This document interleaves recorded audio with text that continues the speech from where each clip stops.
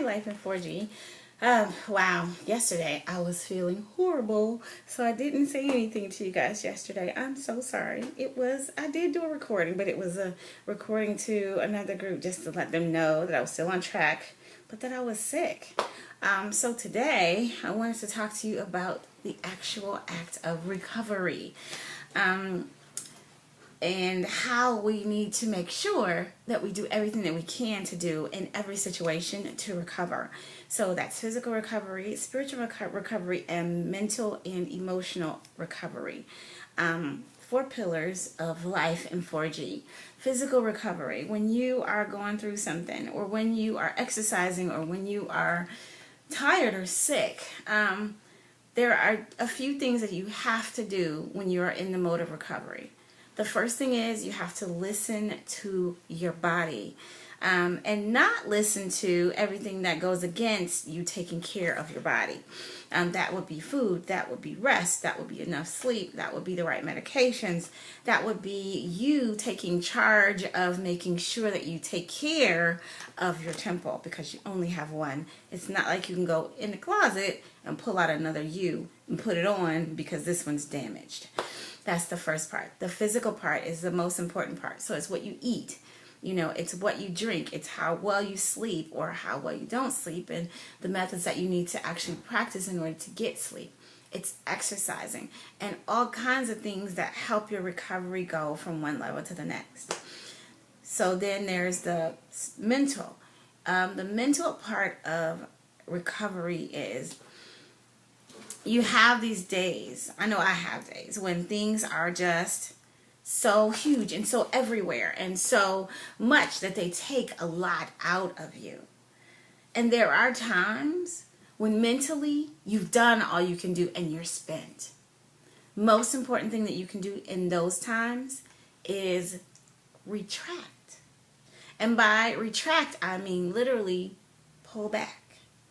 Go into a moment of peace and solitude for yourself. Be that meditation, be that listening to classical music. I take a walk sometimes and do new scenery, or I go to my Zen place and breathe in and breathe out, and spend time in front of the water with and just have that exchange of release and rejuvenate.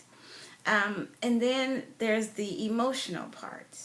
Sometimes because we give and we give and we do and we do, and it all comes from our hearts. It all comes from a place where we actually love to be and love to spend time giving and being and doing. But even that thing of serving from your saucer till your saucer is all gone, and then serving from your cup until your cup is all gone, that becomes an issue. And then when it's time for recovery, you actually need to go to another place where another person is pouring out so that you can receive and recover and grow. And so that you can actually have your cup full. Every coach that I know has a coach, or at least one coach. Some of them have several coaches, and they work on different parts of who they are. So I know a guy who I've known for a very long time. He actually has several coaches. He has a business coach. He has a spiritual coach. He has an emotional coach, and actually a coach that helps him deal with emotions and things that were shut off. I would say that it would be a counselor, but not quite a counselor, because they're not just psychiatric. They actually help him specifically with dealing with emotions. And then he has a physical coach, and literally the physical coach has gone the gambit with him, from his diet to his exercise to his sleeping to his eating habits and to his resting patterns. All of them are a factor in recovery. So the spiritual part, the emotional part of actually being refed. Go get hugged. Go get loved. We are not an island. And though we may be strong women or strong men in our own right, everybody needs love. Everybody needs affection, and everybody needs to hear every once in a while, it's okay. You're doing good. Take a moment to just breathe. and feel what it feels like to breathe. If you are in an emotional turmoil of a state, the best thing that you could possibly do is stop, shut off the chatter, and breathe in the silence. And then find somebody to hug and love on you so that you'll be healthy when it's done. I'm not talking about filling your cup with unhealthy love. I'm talking about filling your cup with some soul-shifting, anchoring love. So if that's a friend, or if that's a relative, or if that's your man or your woman, or if it's your child, or if it's your pastor and you just need that spiritual awakening, or if it's a prayer person, or just somebody that you can lean on and depend on, who's your support person in those times. That emotional rebuilding is key to success. I can't say enough about it. So we talked about mental, we talked about emotional, we talked about physical, but spiritual rejuvenation is key as well, because we are spirit first. We are spirit most. We physically have this body that we see, but we are spirit most. And we always need to be spiritually rejuvenated.